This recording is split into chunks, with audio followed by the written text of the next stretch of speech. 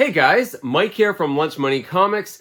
On this channel, I talk about comic books that I get from all sorts of places, whether it's a traditional place like a comic book store or a comic book show, or a non-traditional place, those strange and unusual places like flea markets and yard sales. But I don't often talk about my favorite resource to find comic books, and that is my friends. See, I have a lot of friends I've made in this hobby, certainly since Lunch Money Comics started, and I've mentioned this on my channel many times. A lot of these people actually are friends that I will have for life. But not only that, when you have friends in the hobby, whether they're comic collectors or even comic book dealers, you can find opportunities you normally wouldn't come across. And that's exactly what I have here. I have 3 books here that I got from some friends of mine. I've mentioned them on my channel in the past. Their names are Josh and Larry, and they sell under the name of Magic Geeks. Now, although these guys do sell on Whatnot and they sell at local shows from time to time, they are primarily collectors, and we have a lot in common. We hang out all the time. But because they're always getting in new inventory and they know what I like, I often get first dibs at some of the comic collections they pull in. That's exactly where I got these. And here's the really cool thing, guys. 2 of these books I got at the same time, books I've really wanted for a while, but they actually have some connective tissue historically with one another. I didn't really think of it at the time when I got these books, but it worked out that not only can I show you some awesome comics, I can also give you a little bit of a comic history lesson. So hopefully you guys enjoy it. Before I show you these awesome books, if you like this sort of stuff and you want to support the channel, hit that like button. And of course, you can follow me on Instagram under Lunch Money Comics IG. So this first comic that I got from them, I actually got during one of their Whatnot streams. Sometimes when they're doing the streams, I like to go over there, not only help them out, but I just like talking with the people in the chat and stuff. And it's a fun hangout, guys. You know, we have a beer, talk comics. I get to look at some cool comics. But the other reason I was over there is because Josh and Larry recently got in a huge collection out of a basement. The dirtiest, grossest basement ever. So much so, and hopefully Larry doesn't get mad at me for saying this, but Larry actually got a really bad infection. He actually cut his hand and got really, really sick, which has given me a chance to give you my public service announcement. As someone who digs for not just comic books, but antiques in really gross places sometimes, like old barns and attics, I can tell you guys, if you ever find yourself in a dirty place, throw some gloves on or maybe even a mask, especially if there's rodents around or you suspect they're nearby. Do not mess around with rodent stuff. You can get really, really sick. So there's my health advisory for the day. I've been in some nasty places and you do not want to be breathing that stuff in. Long story short, it was a great collection, a huge collection they got, and I wanted to look at it. It was all in Larry's garage, and man, there were long boxes full of comics. I couldn't believe how many, actually. Stacks of amazing trade paperbacks, and I did grab a few of those, and tons of treasury editions, you know, the large format comics. What an awesome collection. I wanted to see it with my own eyes. It was impressive, but then when I sat down for the Whatnot stream, you know, I'm seeing some other books they got in recently. They handed me a stack of books to sell, but I saw a book in that stack that I wanted, and I said, you guys are not selling this. I need it. And Josh said, it's yours. Just, you know, pay us back with a book later. So I'll tell you what I actually traded to get this a little bit later on. But what book could I not live without? It is this. This is Peter Parker, The Spectacular Spider-Man number 64. It's from 1981, written by Bill Mantlo, art and cover by Ed Hannigan. And this is the first appearance of the superhero duo of Cloak and Dagger. Now, Cloak and Dagger, like I said, are a duo. They're actually teenage kids, and you find out in this story their origin, where they came from, and how they got their powers, and it's a pretty dark story, to be honest. So, you know, these are sort of inner city kids that get kidnapped by a drug cartel, or at least drug dealers, and they are experimented on. Actually, they kidnap a whole bunch of kids. Like I said, guys, this gets pretty dark, and they had a new drug they wanted to try out, but before they put it in the street, they wanted to test it out on these innocent kids. And sadly, almost all the kids die, except for 2. Except for Cloak and Dagger, and not only do they not die, they are gifted with superpowers. Kids, drugs don't actually give you superpowers, just throwing it out there, but these 2 do. So first, Cloak, his name is Tyrone Johnson, he gets the power of the Dark Force. He has this cloak, which basically acts as a portal to the Dark Force dimension, where inside his cloak is a much bigger space. So a gigantic space inside, he can trap people in it and enclose them in there. He can also use it to teleport. The drawback is that he actually has a hunger for light. He craves absorbing light. So while he controls the Dark Force, his partner Dagger, whose name is Tandy Bowen, she has the opposite power of light. She controls the Light Force. Not only can she kind of control light, she can actually make light constructs like daggers and stuff, projectiles made out of light. And although they don't damage physical objects in the surroundings, they do hurt people. Not only that, she can also sort of cure or purify people, especially ones afflicted with addiction.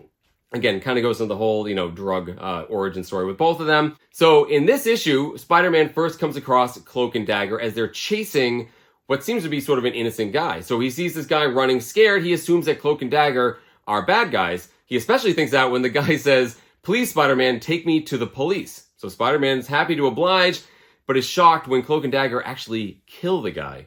Yeah, like I said, guys, it's a pretty dark comic book. So Spider-Man, of course, really thinks they're bad guys now, but throughout the course of the comic book, you find out that backstory I just told you, and you also find out that they are hunting down all of those drug dealers that turn them into these, superpower beings, but more importantly, were hurting kids, in the neighborhood. But of course, eventually they're revealed to be mostly good guys, and they've appeared in decades worth of comic books affiliated with not only Spider-Man, sometimes other mutants. Funny little story there. For a long time, they were considered mutants, that the drug sort of activated their latent mutant powers.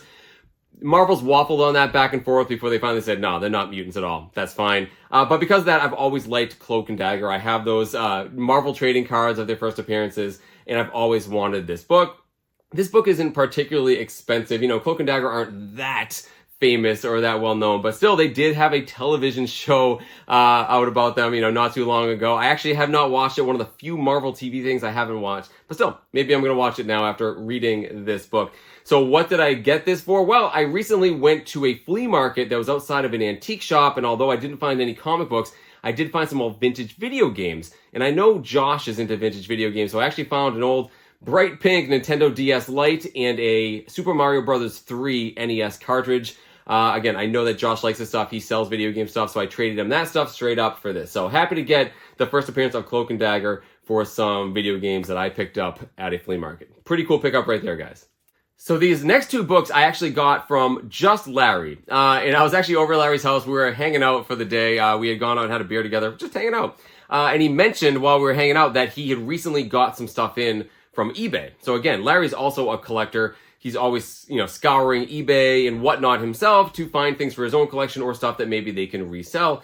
And he got a ton of stuff in. So I wanted to go over there and take a quick peek. And he had a whole bunch of stuff laid out on his dining room table. And there was some great stuff in there, actually, guys. There was some, actually Golden Age books that he had found. Stuff he got really great deals on.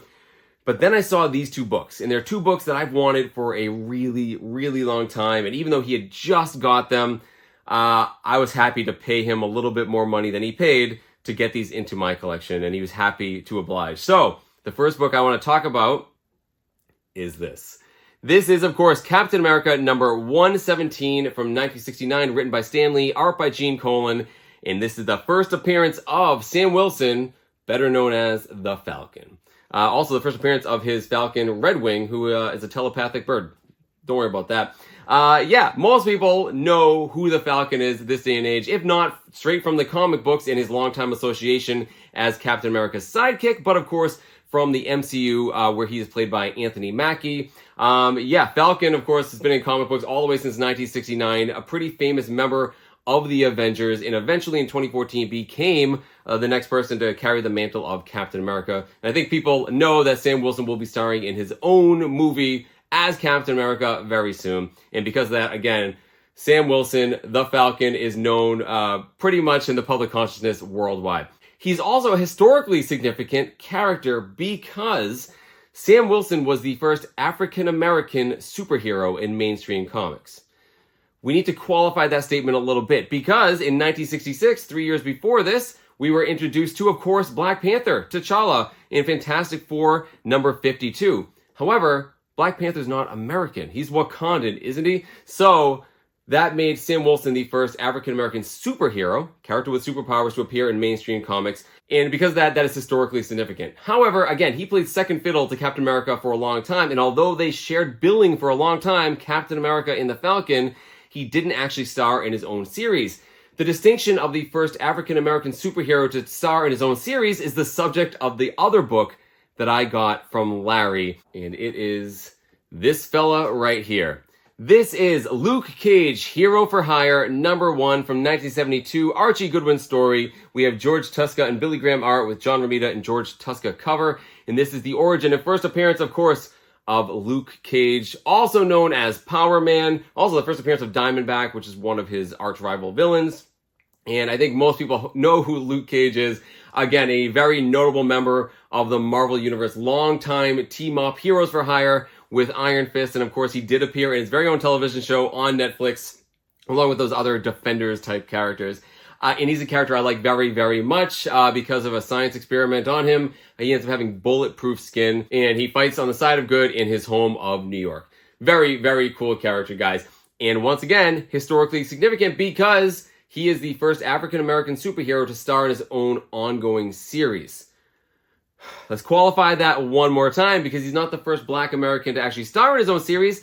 That actually goes to Dell's Lobo. Now, not DC's, intergalactic bounty hunter.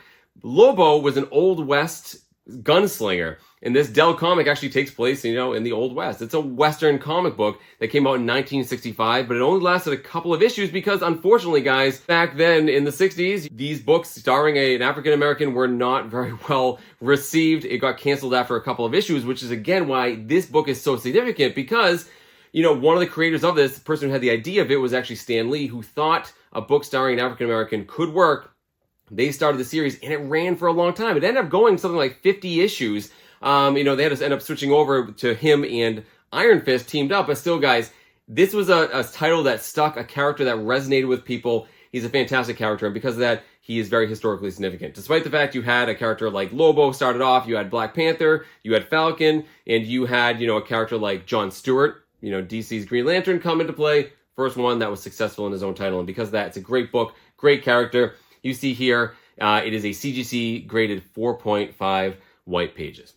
So let me tell you what I paid for both of these. Actually, first, let me talk about the condition of this one. So, beautiful presenting comic book right here.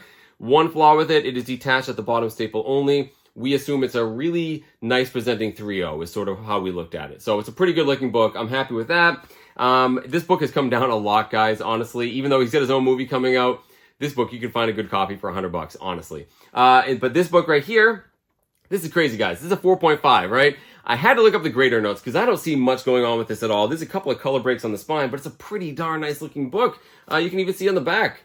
Pretty clean, pretty white. Well, I looked up the grader's notes, and the biggest issues with it is you can barely see it. It's almost like a subscription crease right down the middle. Barely any color break on it.